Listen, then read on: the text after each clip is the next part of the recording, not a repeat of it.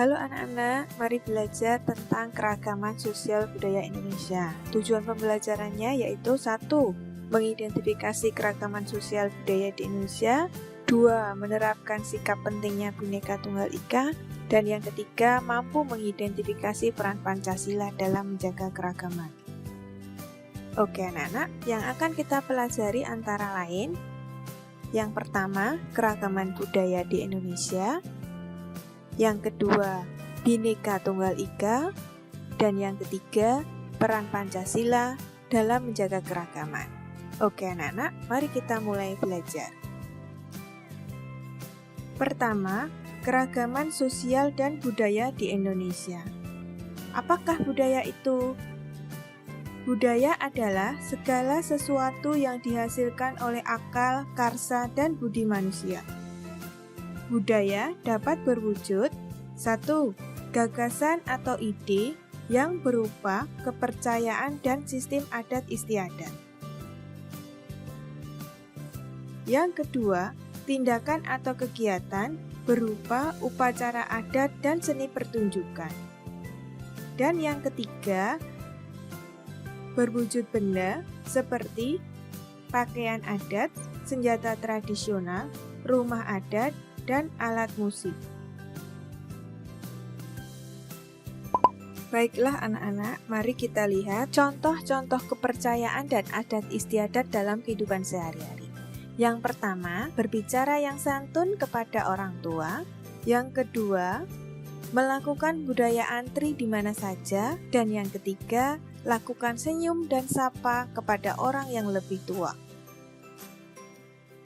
Apa saja contoh upacara adat dan seni pertunjukan di Indonesia?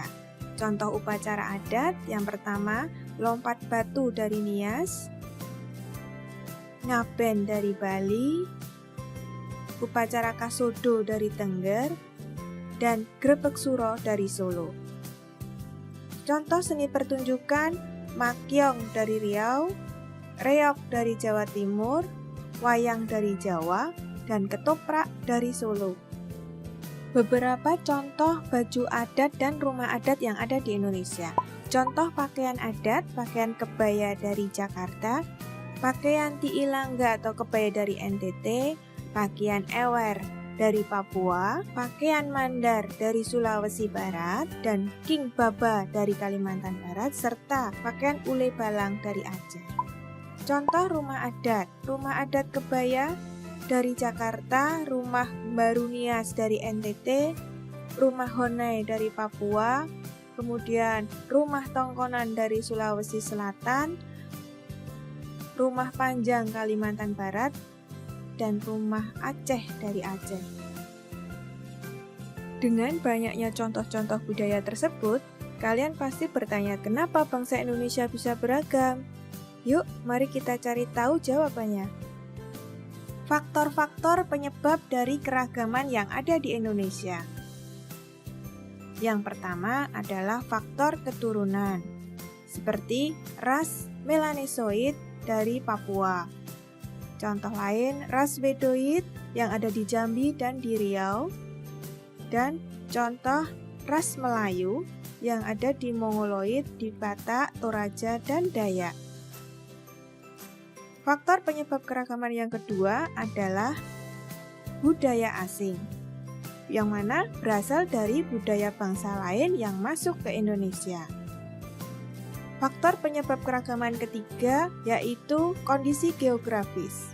Perbedaan geografis akan memunculkan jenis pekerjaan yang berbeda.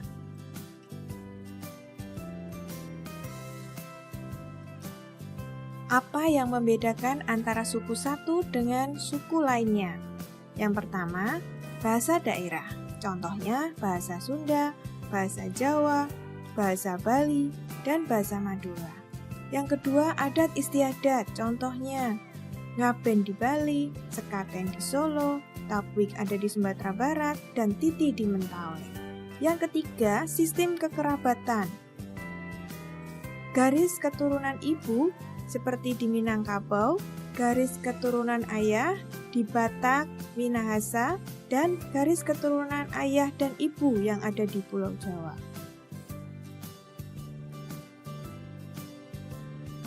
Mari kita lestarikan budaya nasional dengan cara berikut ini. Yang pertama, pengenalan budaya nasional ke masyarakat.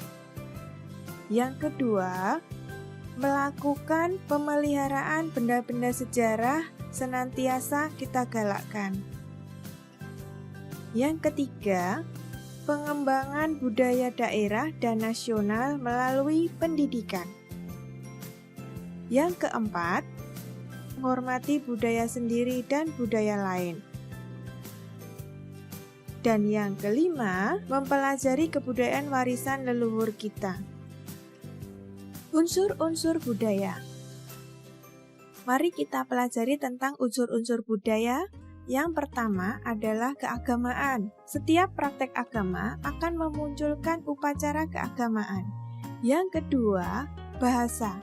Bahasa merupakan sarana berinteraksi dengan sesamanya dan mewariskan budaya. Yang ketiga, kesenian. Semua yang mencangkup seni yang dapat dilihat dan didengar.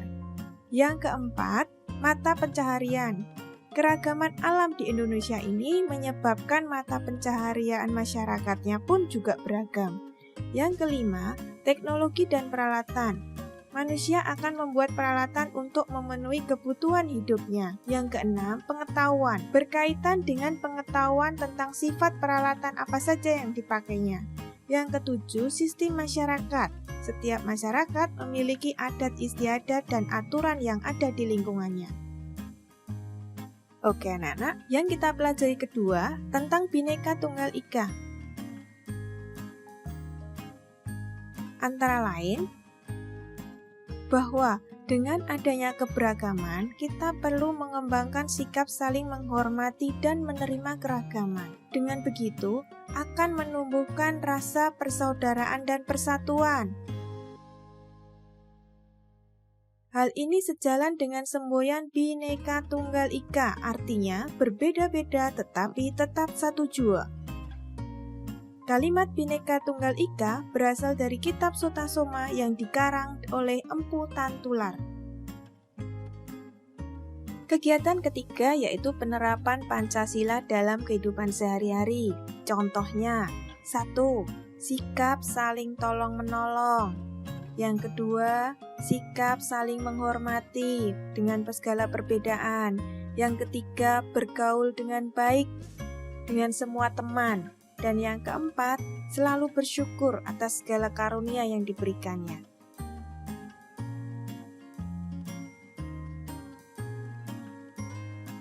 Mari kita terapkan nilai-nilai Pancasila di lingkungan sekolah dengan cara berikut ini.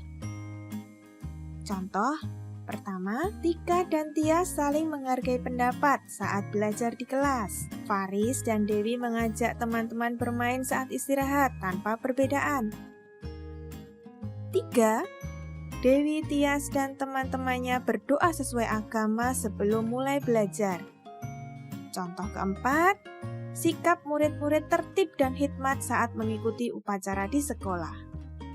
Mari kita refleksi dari pembelajaran yang telah kita pelajari. Yang pertama, ayo kalian identifikasi sikap apa saja yang sudah kalian lakukan yang sesuai dengan nilai-nilai Pancasila. Yang kedua, identifikasi pula sikap keseharian kalian dalam menjaga Bhinneka Tunggal Ika.